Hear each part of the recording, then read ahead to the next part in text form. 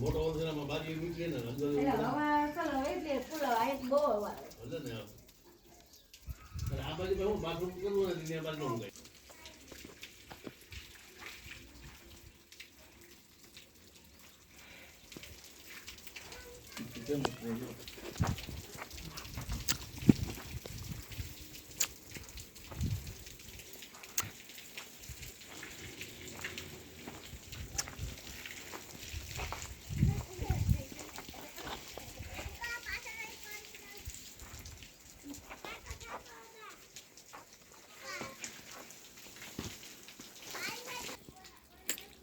આપણી જગ્યામાં 6 પંખા આરામથી જોઈએ